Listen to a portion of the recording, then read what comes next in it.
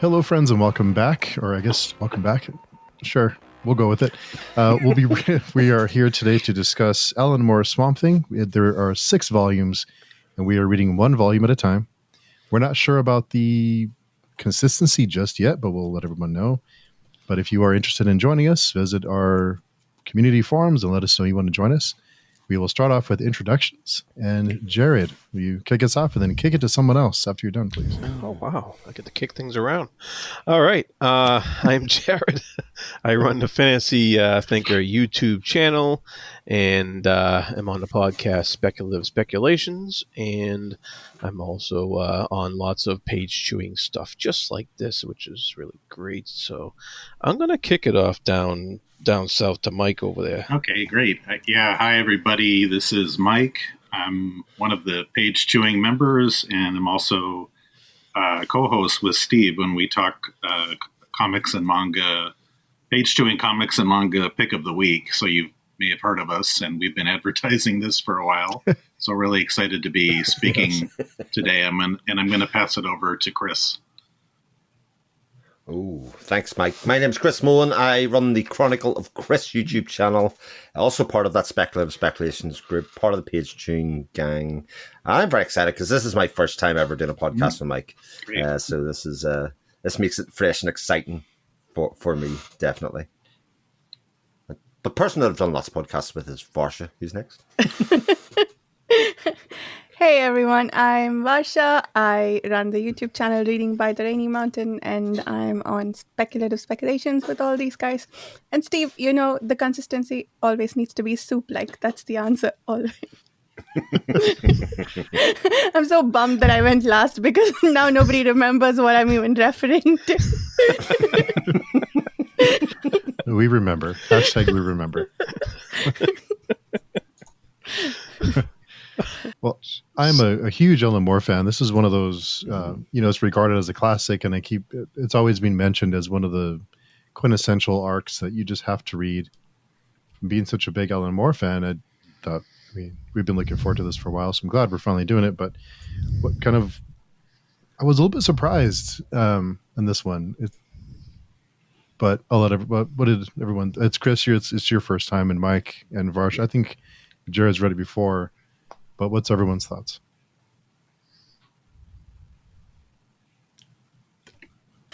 Not all at once. Come on, newbies. I'm happy to jump in unless you want to, Varsha. Go for it. Oh, okay. No, go ahead, Mike. I have to say I did enjoy myself with this one. It's very different from other Alan Moore that I've read, and I just recently finished Top 10, which I thought was excellent. Phenomenal. Yep. Wonderful. It's not well known. But this one is I think it's when he first time he started writing for DC, and he was brought over to, I think he said he was brain drained to work with in America on this. I really I struggled with the very first issue quite a bit. Because I was just kind of lost, and because it's trying to pick up where the where we left off. Because I think what is this number? Is this issue 20 in the series? I'm not sure now, but yeah, 20 or so. So there was some continuity. Steve and I talk about that a lot when we speak on the other podcast. But I did start to really get into it, and the second issue I just loved, and there was a few others that I loved, and there was a few moments that I will say probably if you compare to modern day comics, like the coloring is very different, but some of the artwork I thought was really spectacular. So overall I was pretty happy.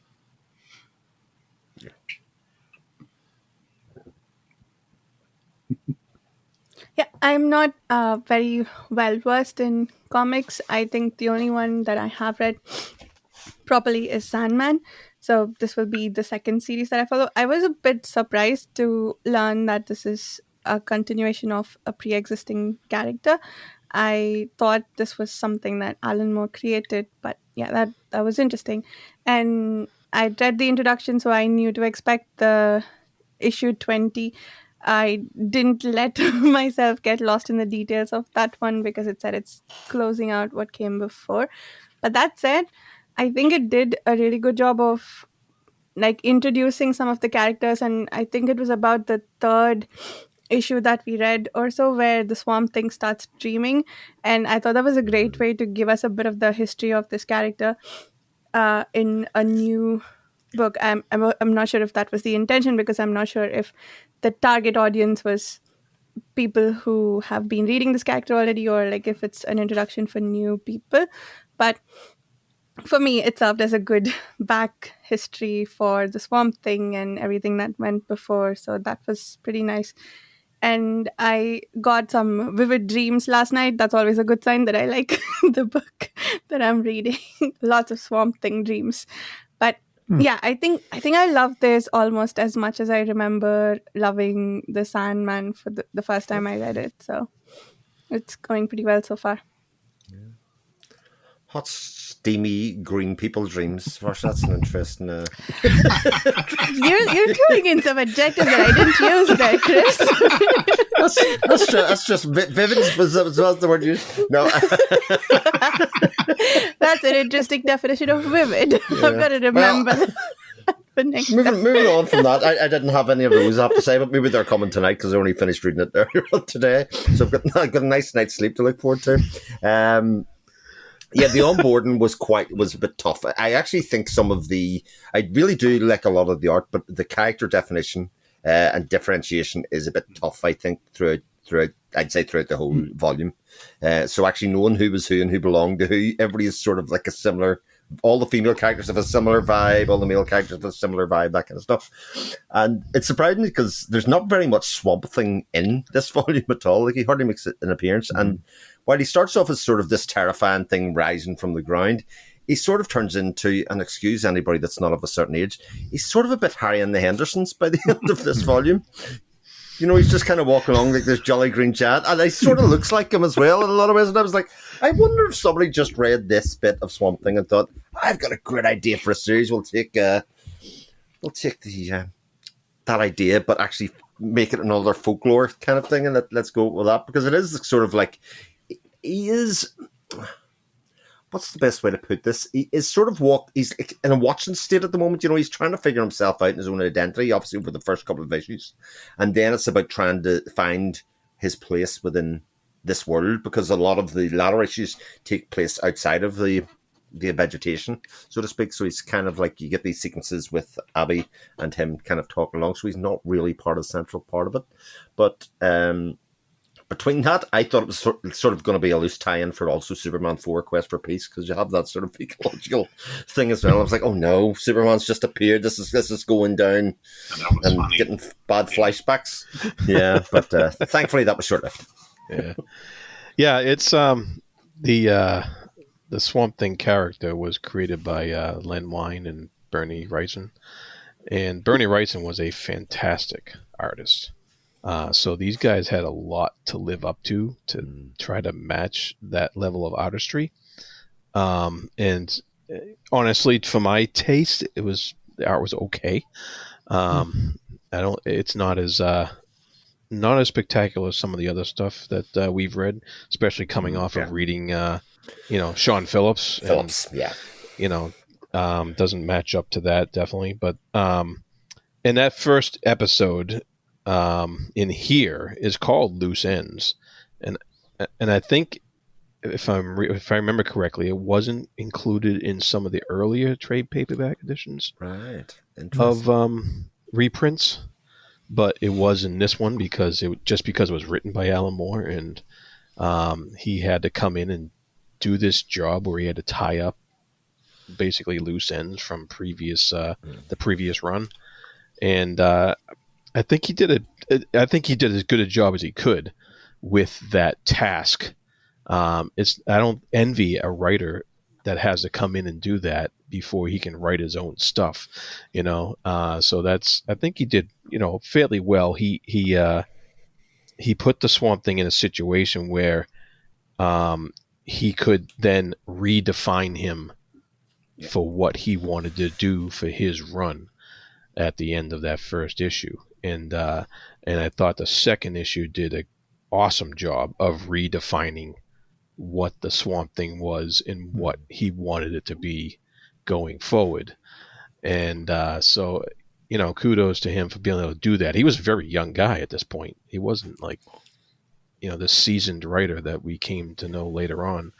And so I thought he did a decent job with that. A lot of the comic book tropes that are in here are kind of clunky. Where he has panel transitions, like when he says, "My name is Blood, Jason Blood," and then the next panel on the next page is, "And blood will be seen at the crime," and it's like it's kind of obvious, those kind of transitions and stuff like that, where they're a little clunky. So you can definitely tell he was finding his way as a writer of American comics specifically, because he had written previous British comics for, what's that thing, AD something or other, 2000 AD or whatever it was. Yeah, 100% right. Yes, it was. Yeah. And so it wasn't that he was a unknown writer. People knew him from that, but he had not written American comics before. And so I found some of the transitions a little clunky, and and they were also new and young artists too. So if you had a seasoned artist on there, that he might have been able to help out with that. But the combination was a little bit clunky at times. But you can start to see the germs of who Alan Moore, the writer, was going to be in this first collection. And so there actually is some great ideas in here that he's able to really put together in a thematic sense, and give you a pretty decent story throughout this first volume. From what I remember, things get innumerably better in the next volumes to come. But that was over 20 years ago, so my memory might be short. But who knows? It was a long, yeah. It was been a while, but I was impressed about the art. I was impressed with the detail in the art and the layouts, because some of the layouts were very creative. The text, and like you said, the kind of the dialogue was a little bit, it was very, I guess, I don't know if it was of the time, but I don't remember a whole lot of comics during this time. I might be completely wrong. I don't remember a whole lot that had these kind of layouts that would have the different panels and the different angles, and they would kind of overlap. I thought that was very creative, and you see a lot of that now. We've taught the Bone Orchard Mythos series we read. I forget the name of it now. I'm drawing a blank, but the layouts, the colors, and things like that. I think I feel like it's inspired a lot of the books we see today. Yeah, I like some of the use of the Swamp Thing or eagles or things like that kind of from the outside. It almost sort of gives it an almost sort of gothic feel at the start. It has some of that kind of iconography kind of run through the start of it, and kind of sets a time and a place for it, even though it's obviously not gothic. It's much, much later modern. We've got cars and that kind of stuff. But it definitely gives it a tone that it kind of feeds off from that part, because there is something called Cthulhu about the Swamp Thing itself in some ways, about how it kind of is at one with the earth and all that kind of Lovecraftian nature of that fusion of another world and ours. But the depth that he creates in not just the Swamp Thing, but even the side characters, and obviously the bad guy for the first 4 issues or something, is quite nuanced, where he kind of goes from classic, oh, he's just bad because he's gone mad, to actually being about something and being about ecological things, and he's fighting for a just cause. And when he gets reasoned with, he gets argued in a just cause way, and that's how he ends up getting taken down at the end. It's not that he is mad, he's just driven mad by the circumstances that he sees. The villain who sent people after the Swamp Thing in the first issue, is he new to this series, or has he been carried forward from the previous Swamp Thing? Okay. Okay. Yeah, well, he wasn't in. He was a cheap knockoff villain from a superhero comic previously, and then he was incorporated into the Swamp Thing mythos, and he was made a bit more potent in this book than he was a joke before. I think that was mentioned among the Justice League panels in here, Right. and I think he was. I don't know if he was in the Justice League comics at one point back in the older days, but he was a character that was once again repurposed by Alan Moore for the sake of telling his story in here, and he was and Chris, you were dead on about the Gothic, because that is the feel that Alan Moore was going for. This was basically Vertigo before Vertigo existed, and I found that in that Gothic moniker is accurate. That's definitely the feel that he wanted. It's unfortunate that the Justice League stuff is in here, because I think it's horrible. I really do. But did you think he was kind of making fun of it, though? I think, yes, I thought that was. I think he was making. Yeah. I think he was making fun of it a little bit, it was terrible. And I think it was. I have a feeling. I can't confirm this, but I have a feeling it was forced upon him. Because he wanted. DC probably wanted the numbers, and they wanted to advertise the Justice League was in there, and so I have a feeling it was kind of forced on him, and so he played it very tongue in cheek, and it was kind of funny at times, because they were like, well, we can't just do nothing, and, so it was amusing, but ultimately they ended up doing nothing, so it was just kind of funny. But yeah, I really like that. I was wondering how that would even play out, because in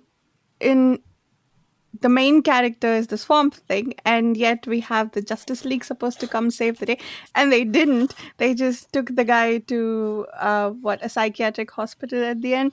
But that was pretty cool. I thought that they ended up doing nothing. Because I'm not familiar with the other comics at all, I don't like it when the characters come in from other comics, because then I can't make the connections myself. But Sandman did a bit of that too, brought in some other DC comics in the beginning, I think, probably for the same reason, popularize it with existing characters, but eventually it broke out of its mold, so I'm hoping this one does too. I think it does. From what I remember, I think it does. It was so cheesy when Superman takes off his cape and puts it on him, and then they're like, it was for the Floronic Man, and they're like, yeah, I think he's going to go to Arkham Asylum. It was kind of like womp womp, kind of like it was so anticlimactic.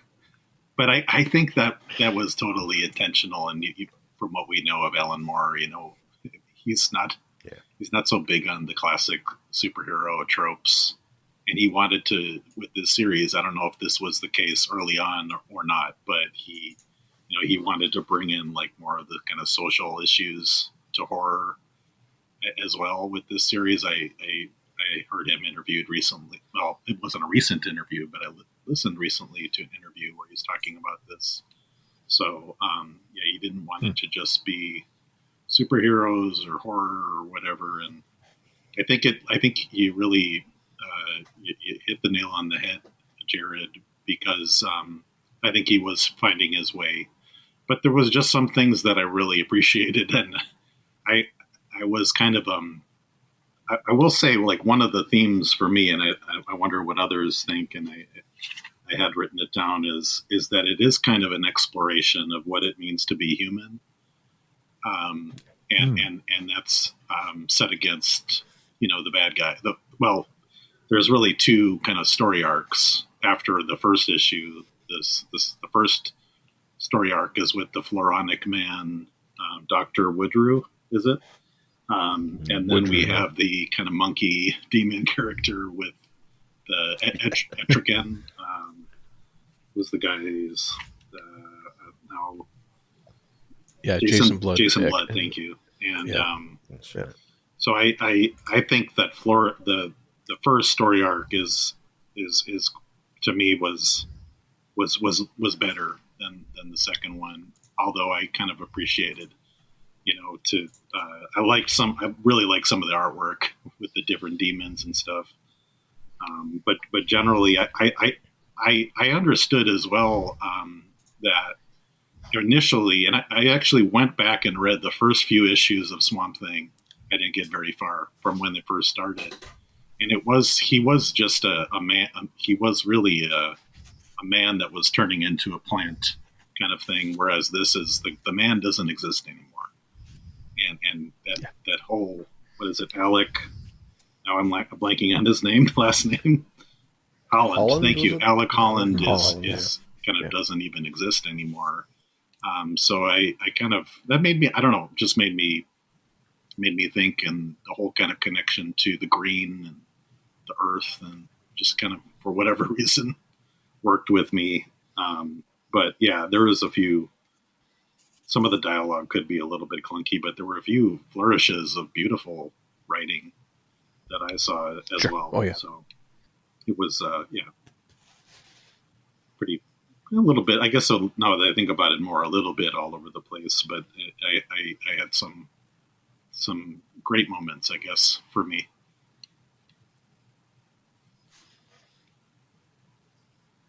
I loved all the bits that were in the Swamp Thing's perspective. I thought those were very beautifully written and somewhat poetic sometimes, and very existential and thoughtful and meditative. I really liked being in the Swamp Thing's head. And Even when it got blown off?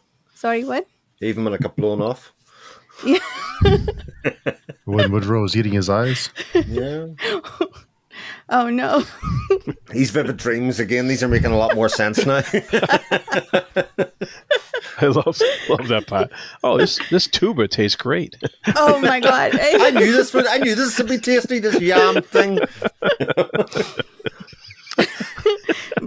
Before the Floronic man's connection with the planet's plants got all disturbing, I loved that he could connect with one plant, and then he could feel something all the way in Russia and some in Africa and so on.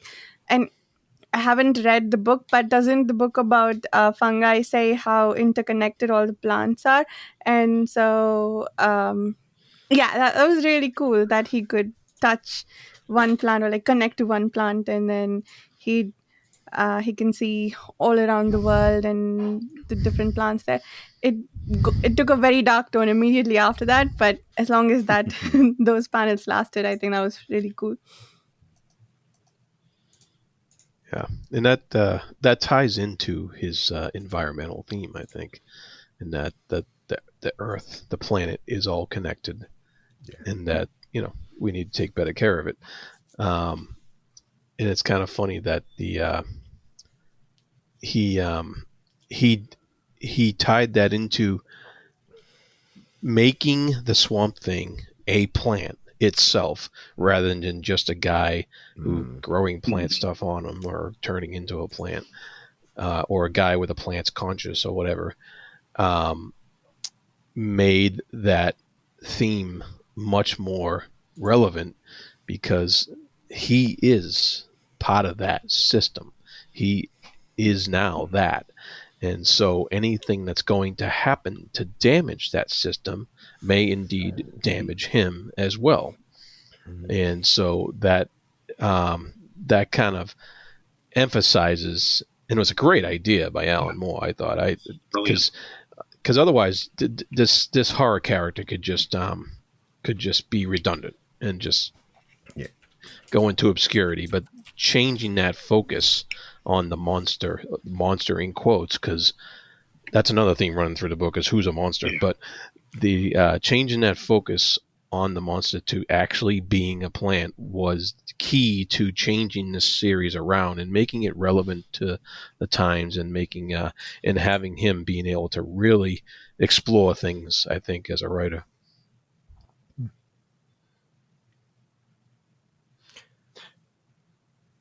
Go ahead. Yeah, lots of those themes. Like, again, like you say, that interconnectedness of the word kind of comes out even in the solution of it, because Woodrow, as he's going through and basically saying human are the parasites again, I felt like I was reading the same book over and over again recently. But him actually forgetting that humanity is part of the ecosystem and a very key part of the ecosystem, and not being, again, the fact that we are all connected. This isn't like a case like if we remove one part of it, we will fix. We sort of have to have this symbiotic relationship where we all do our bit responsibly for looking after the planet, and that's plants, that's thing. And the Swamp Thing then come along and saying, this isn't humanity didn't do this. Look around you. Humanity didn't destroy this. They didn't make this. This was you and the effect of you. It was a bit like some of the Chris Rock sketches that he does about the ills of society, which I think sort of have weirdly some parallels with the Saga the Swamp Thing story in terms of who does what within society. And then again, we had the spectre of male hubris and male ego playing a large part in this story as well, especially with the guy who thought he was safe and in control of the world, and it's turned out he was just a button press away from death. What about the button? It's all about the button and the hatch and the button and the smoke. Yeah. And the numbers. And the monsters. Let's talk about the monsters. Yeah. The Floronic man was a bit of a idiot, wasn't he? First, like, I'm going to increase the level of oxygen so that even the smallest flame will light everything on fire. But that will kill your plants too, right? And also, and then when the Swamp Thing explains to him, and who do you think makes the carbon dioxide that we need to survive? He's like, oh, I didn't think of that. Yeah. It was a little silly, wasn't it? It was like almost like, I'm so smart, but oh yeah. And that was like him gone. He just walked off into the sunset then. It was like, didn't think about that. And I loved that resolution. I loved that it wasn't this big fight where they're testing their strength. It was, here's some logic and his brain's broken. And now he heads off and he needs to go to an asylum in Arkham. Yeah. That was goofy. Yeah. Yeah. It probably was refreshing at the time, though, to have endings that didn't end up in a big superhero battle, in the Superman punching the guy out or whatever. And well, again, we were talking about this very recently, but the idea that a lot of like these fantastical speculative stories in modern time have to have the action scene at the end, and it isn't in keeping with the rest of the themes of the book. So actually, this is a really good example of keeping the themes at the center of the story and having a resolution that fits the themes. Mm-hmm. Yep. I think you look at Swamp Thing. He's kind of a lame character, isn't he? I mean, if you look at him, he's not very interesting. So to make him, like, initially, right? Like, you look at it, he's kind of silly. So I think you kind of have to do something different with him and do something special with him to make him more interesting and more appealing. And I think having him kind of in the background and not like too forward too soon worked for me. Just having him kind of there, not in the forefront yet. Anyway, I don't know if he is later, but yeah, I think this, like, because we get a lot of story about the other characters. Abby and her husband and Jason Blood and the kids in the house there, The home, the residence, and I think that style of storytelling, I think Gaiman actually borrowed that style for Sandman, because Sandman's in the background a lot. He's not who the story's about when they're telling the stories. And I think the Swamp Thing being in the background a lot was Moore's invention almost in his style until things come to a head and the Swamp Thing appears and what have you, and ends up beating the demon down. But And it's very interesting. It's very interesting tact, and I think it allows more to tell a lot of different types of stories that he's going to want to tell. Love that point. Actually, you can see that feed off. Even that's sort of like a Superman trope as well.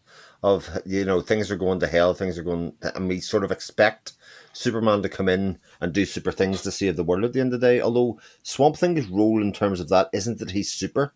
He, like I say, he's sort of in this observation state of trying to figure out who he is and where he fits in the world, and kind of looking at the balance of the world in some ways, and then coming and intervening where it is. Because there was even that scene where Abby's crying out for help.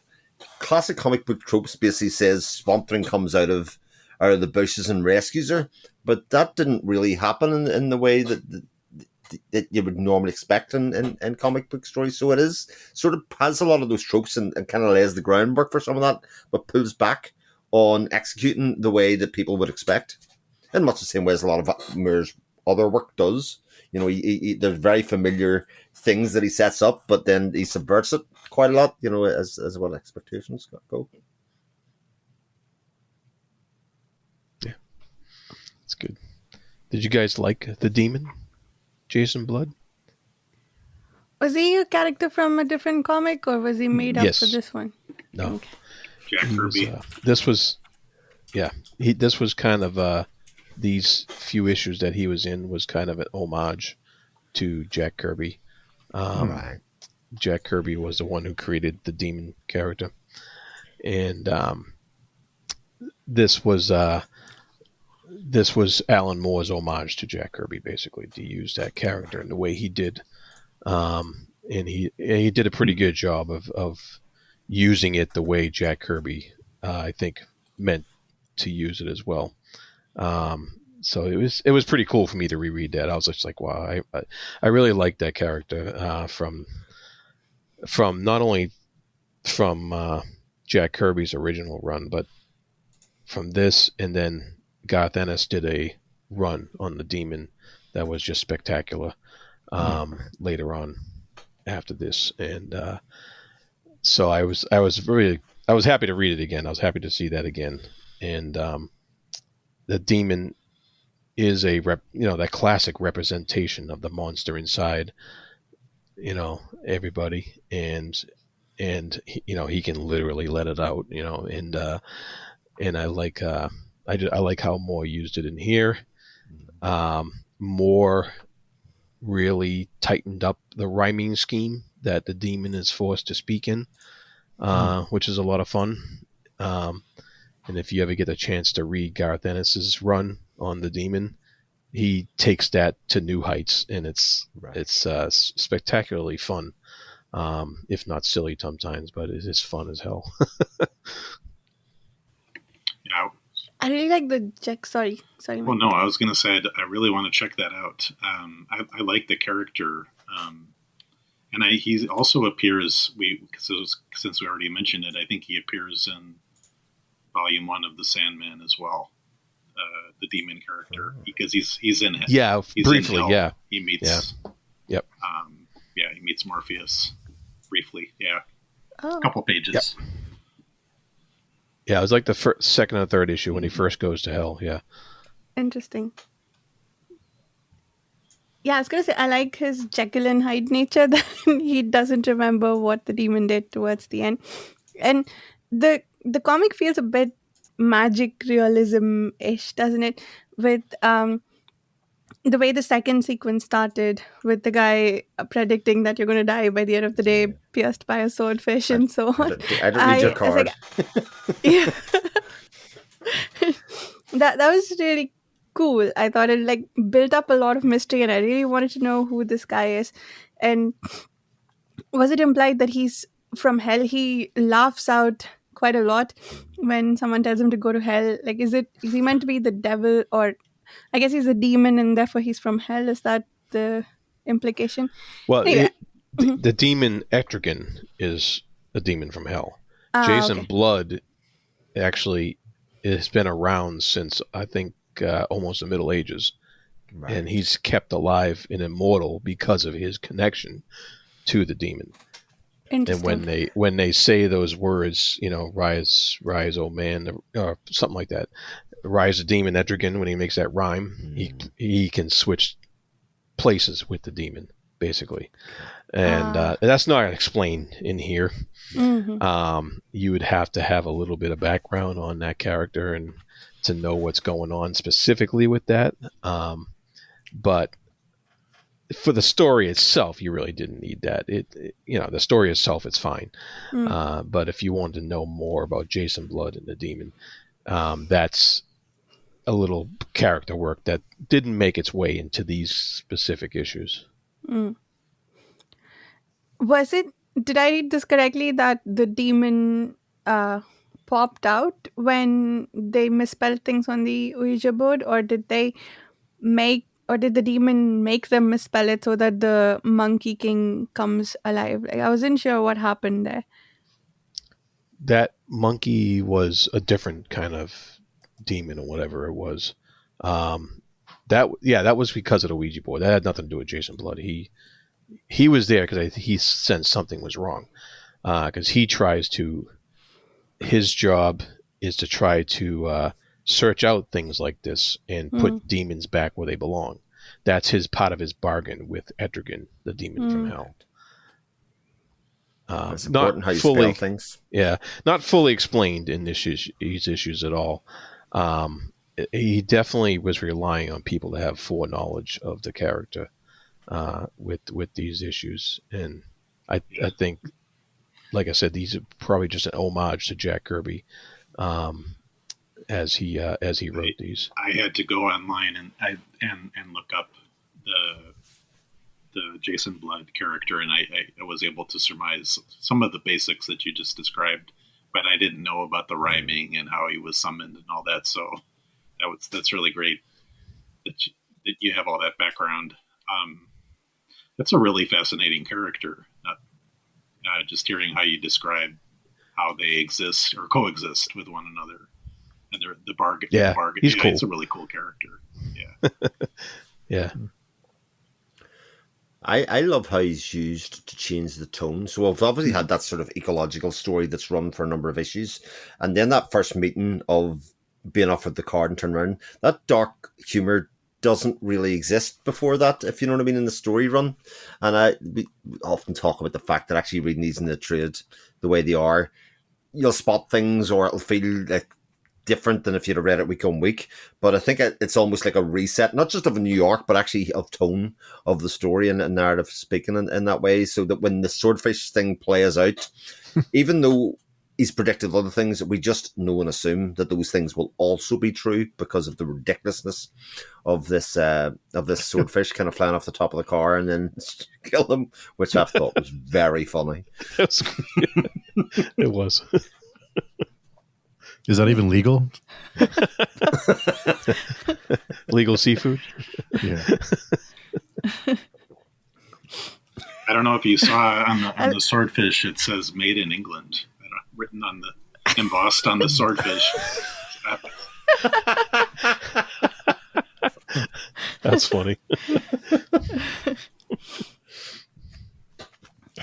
I like that he says it's too late.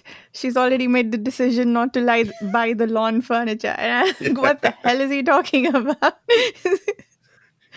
But the almost instant argument between them as a couple about the lawn furniture, again, very darkly funny in a lot of ways. Just leave me alone. I'll buy what I want. It's my money. And the other guy, he says, you're going to be in jail next year for manslaughter. It's because he's the one wielding the swordfish.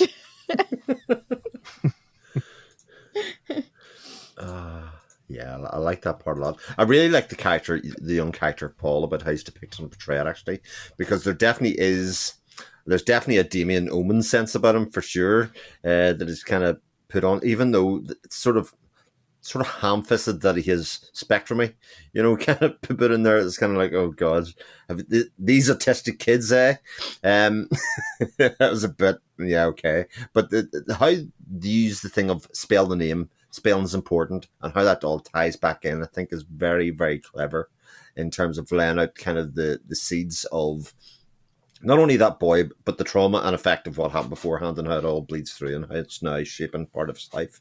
I thought it, like, again, has a craft in the writing that is, as you said quite rightly earlier on, Jared, you see the germs or the bits of his writing to come, quite a lot. You see that there's lots of very good complex ideas forming in there about how to form and do foreshadowing and all of that kind of stuff within storytelling and in visual form. Yeah, you see the huge potential. Yeah. Mm-hmm.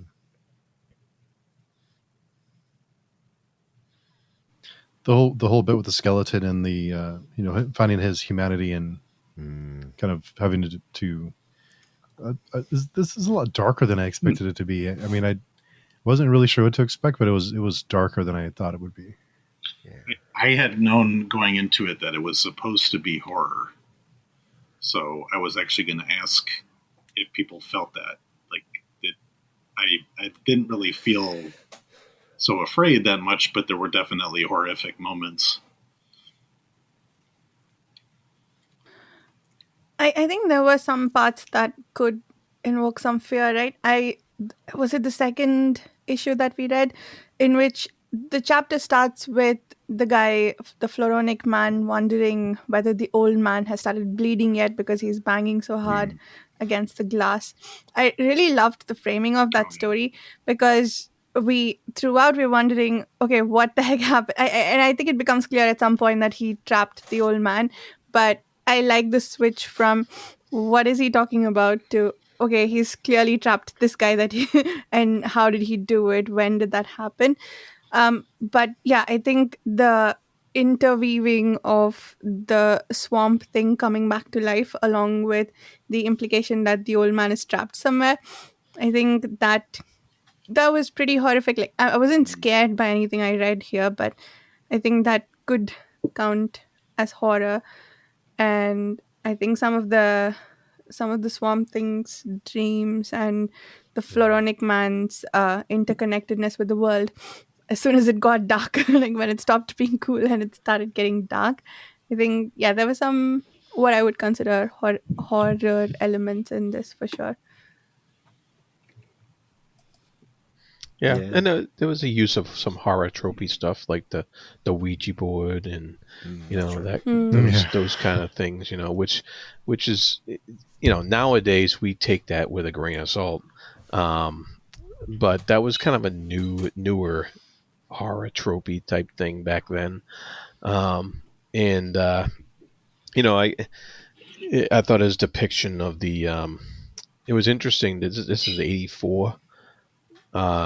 So I think his depiction of the autistic kid was probably a little off compared to today's standards, but I don't think it was actually ever happening in literature at this time back then. Exactly. So I commend the brave choice to use it. And of course, we have a lot more information nowadays compared to what they had back then. So it was interesting on one hand, and kind of like it could have been done better on another hand. But I don't blame him at all, because I don't think he would have known better with the research available at the time. There wasn't much. So it was cool, and it also lended itself to the horror aspect when this kid it hinges on this kid basically to get rid of his demon, and that was kind of horror movie-ish right there, that part of it. Yeah, there was also one really horrific image of the kid with the monkey climbing back into his eyes that it made me want to rub my eyes out for yeah. Again, that type of horror again was very evoking a lot of Lovecraftian horror for me. It's that kind of primal kind of fusion of the supernatural or the magical realism that you talked about earlier, Varsha, with kind of our real world and our status of society. And I think a lot of that, it's that kind of unsettling, I don't really understand what's happening horror. Like, anything's possible here and anything's kind of on the table. So, like, as you said, the kind of fusion of people and plants, the fusion of the monsters and the demons with the kids, even it's a very primal sort of horror, kind of especially linked to that idea of you're losing your identity and self because of it, Mm. And I think there's also something to be said for the horror of being told that you're going to die by the end of the day, and you do. And I think that concept in and of itself, like, you could foresee if the character ever comes back and makes a prediction about someone you like in the book, for instance, that could be a bit scary. But I think just I guess it does evoke some sort of existential dread when someone tells you that this is the end for you. You're Yeah. done. This is also what Jody said, 83, 84. Isn't this like the height of the satanic panic thing? Where It would be. so that's another. I wonder how much grief they had for that, because it was. I think that was right around the time when that was pretty big, where it was like, That's they were right. listening to records backwards and getting possessed and all this crazy and stuff. I think and I think Ouija boards were part of that. That satanic panic type thing. Dungeons that was and going on Dragons back too. then. Yeah, the D&D MAD, Mothers Against Dungeons and Dragons, and that was an organization. That was a real organization. Really? Yeah. Oh yeah, and they and that was a part of it. There was a kid who killed himself in Kentucky somewhere who believed he was a werewolf, and because his character in D&D was turned into a werewolf, and so their mother made up this whole organization called Mothers Against Dungeons and Dragons, MAD, and they were suing TSR at the time, and they were had this big campaign out that it was all people trying to get kids to believe in the devil, and which all seems so ridiculous today, but but back then they really had that stuff going on, and Ouija boards were part of it. Iron Maiden and King Diamond and those metal bands were part of it, and so it was interesting times. As being one of the few people alive back then, I can tell you that.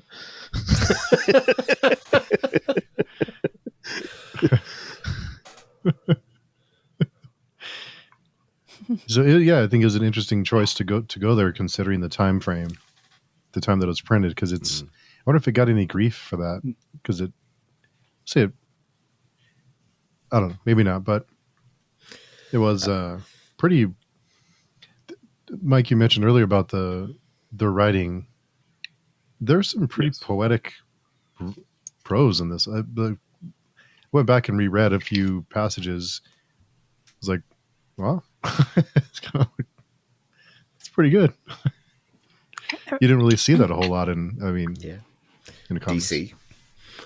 Usually we'll start off the different issues with something very, some excellent prose, and I think it's the issue something. I had it right in front of me, but now I've lost it.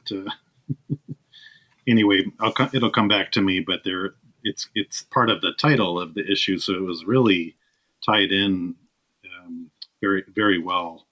I think it's by demons driven.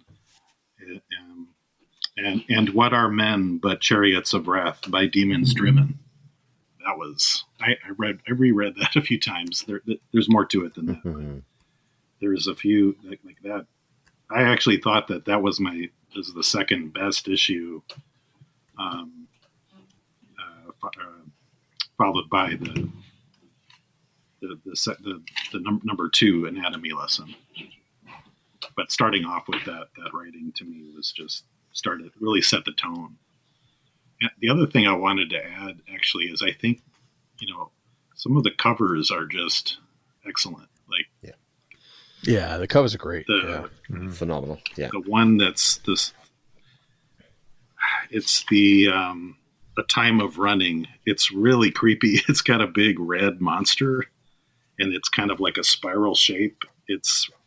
And then the demon is in the background with the moon, and I don't know. I just found it to be that could be, you could put that on the shelf today. It's just excellent. Yeah.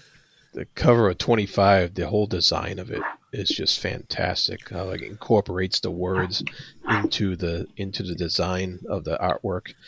It's just, the covers were really great of these. Really standard. And the title pages as well. Like the anatomy lesson is mocking the anatomy of a murder poster. The Otto Preminger film and stuff as well, which is that one down the bottom. Down there, and the next one's swamped, where it's built in the moss and the swamp and stuff. Like, just so a lot of the really inventive kind of stuff was happening around there for sure. And that's part of the experience, right? Just seeing that cover and being like, "Ooh, I got to get that," So I really appreciated some of these, and I think that artist is Tom Yates. Is one of the main cover artists. Yeah, he's great. He's a great artist. Okay. I loved it when he did interiors too. It was some really good stuff. He did a couple of Conans a few times, and they were really spectacular. And that's those covers that were that great.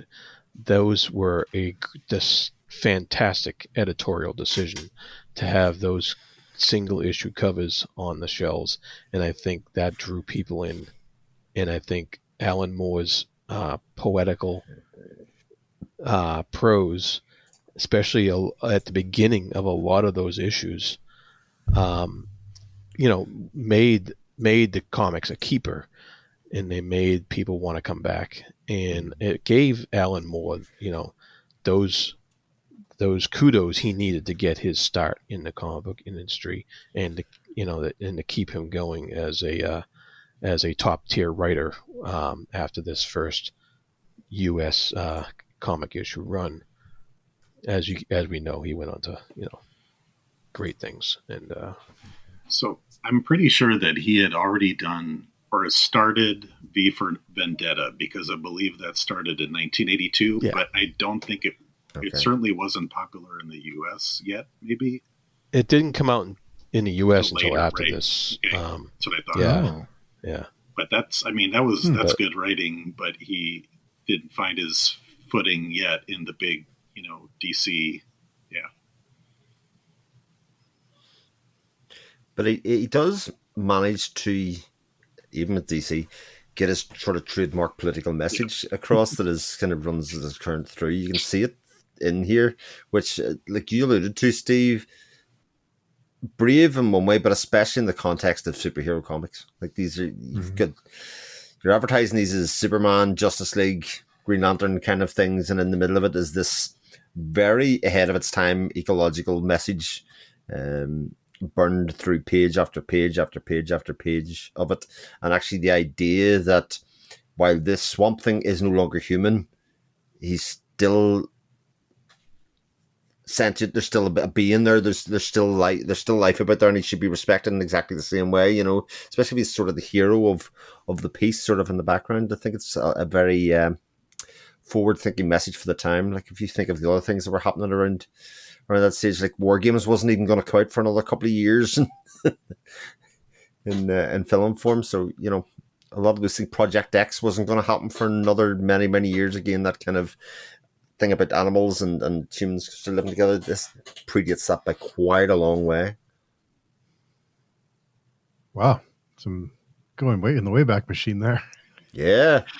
Some of us, me and Jared are sparring to see who's older, or how far back our memories go, should I say? I have to say, non-contest, young listener. I remember the movie, and I was shocked with the 1982 movie. I was shocked to learn that it came out before this.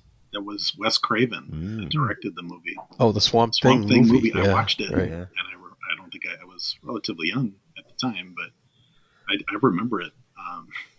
But I don't think it was very good. I'd have to watch it again. I think they made Swamp Thing number 2, which was really bad. But maybe there were some elements that were decent. But I was shocked to learn that it came out before this. So that I wonder how that decision was made. Yeah. Well, the Bernie Wrightson Swamp Thing from the early 70s was popular at the time when it did come out, but it was a very short run. Mhm. And so, but DC always had the rights, and so somebody thought they could make a movie out of it, I guess. Yeah. Was Swamp Thing a popular character at this time, or was this a way to breathe life into him? I think it was a way to breathe life, give it another chance, and I from what I remember, it was giving the character another chance, and it was also a way for DC to grab on to an up and coming writer in Britain and try to reel him in, I guess. Yeah.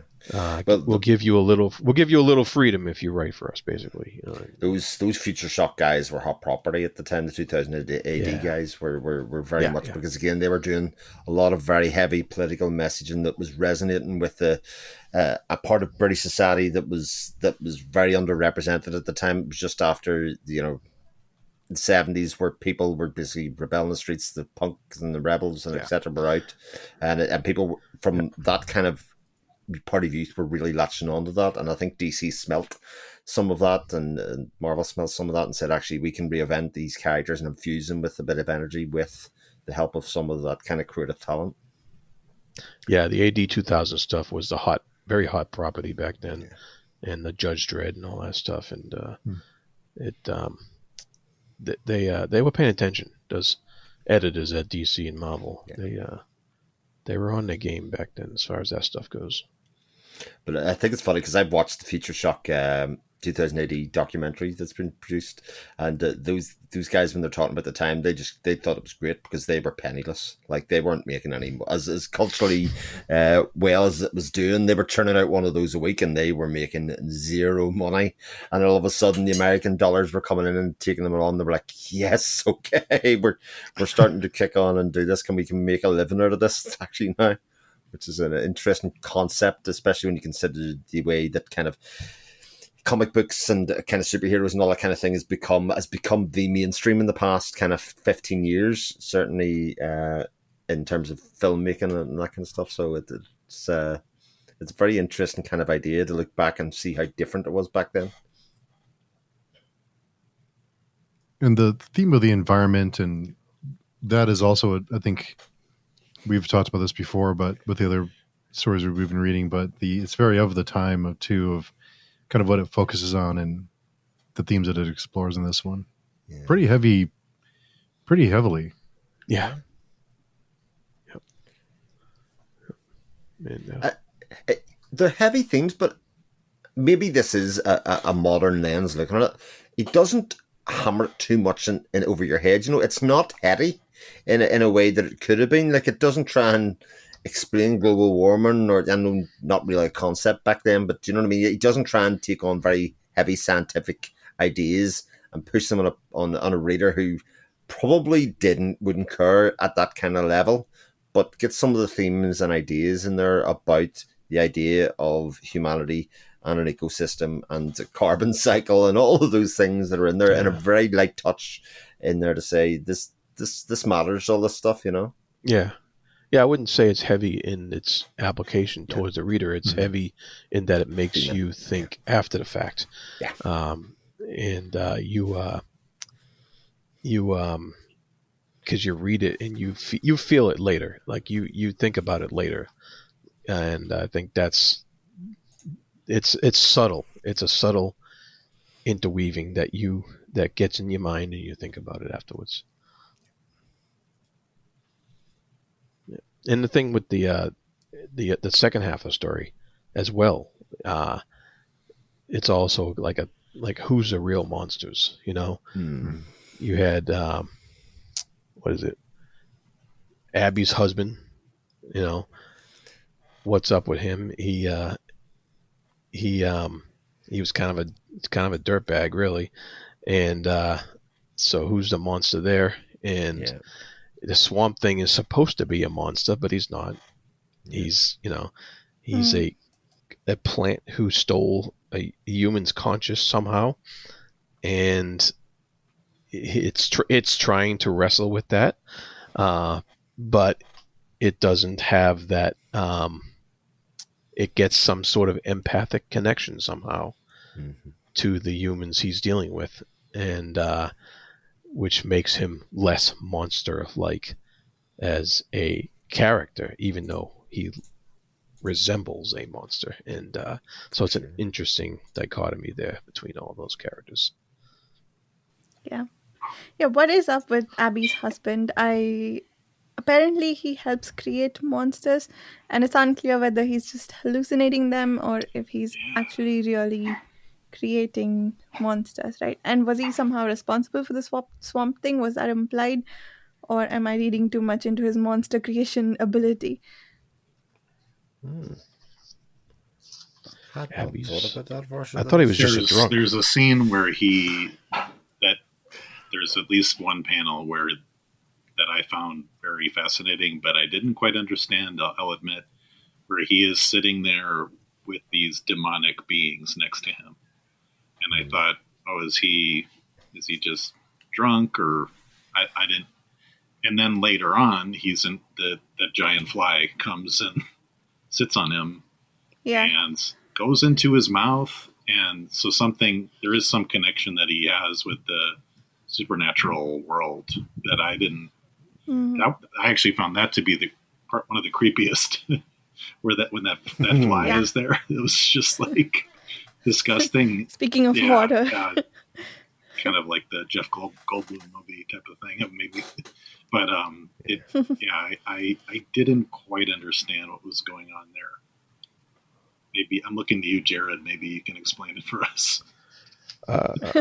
Trying to remember, but it sort of is implied that he's made a deal with the devil in some way, and sold his soul for life, because he's pretty banged up and bruised, and then the next time he sees Abby, he's doing well.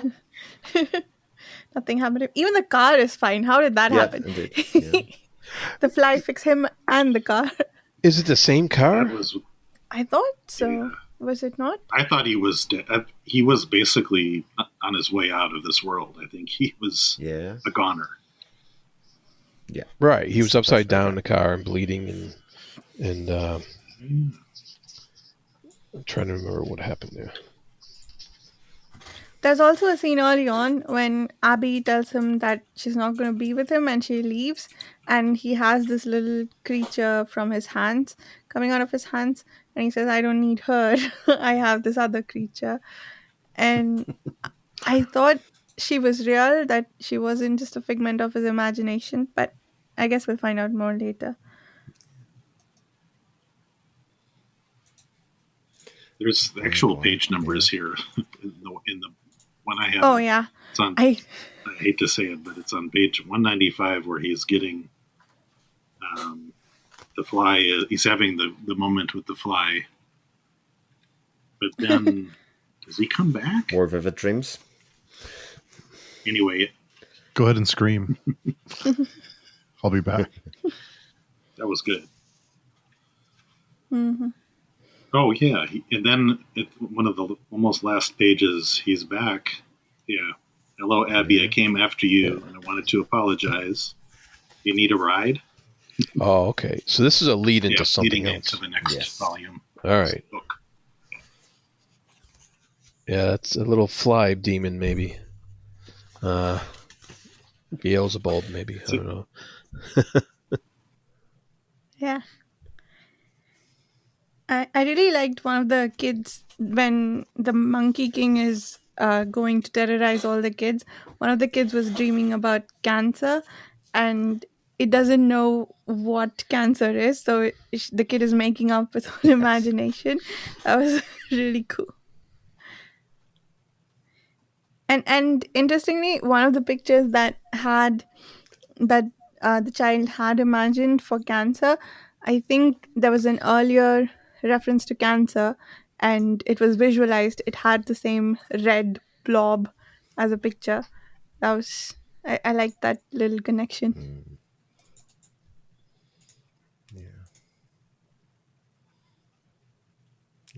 Interesting setup for going forward. No doubt that. Yeah. Let's the appetite a little bit. Yeah. Anything else anyone can think of for volume 1?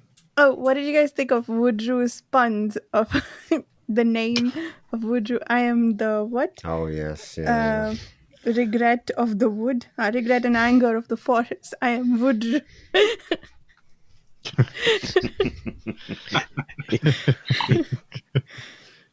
Yeah, he needed a villainous name. I looked up his backstory, and he's an interdimensional being, and that's why he's associated with what looked like to me some kind of a spaceship. But he is based on the like a, what do you call it, a tree nymph from Greek mythology. But a dryad. Exactly, he's a dryad. Yeah. Oh, interesting. I did some quick Googling there, so not too impressive, but I was like, oh, it's an interesting character that I assume it existed before, like you had confirmed, Jared, but he did exist before, but I didn't realize he was a dryad because he was kind of posing as a scientist, right? Yeah, when he put on his spray tan skin or whatever. Yeah, that's right. That's right. Which the end was the end when he acted like he was fine. Like, I'm okay, and then that scene was brilliant, where he thought that he's covered himself up properly, and it turns out he hasn't. What he thought was what expectation versus reality there was really nice. Yeah. Yeah. So anything else from? I'm excited to see what. From what Jared said, it gets a lot better. So, and not that it was bad. It's encouraging to. It's always nice to see it's going to get better.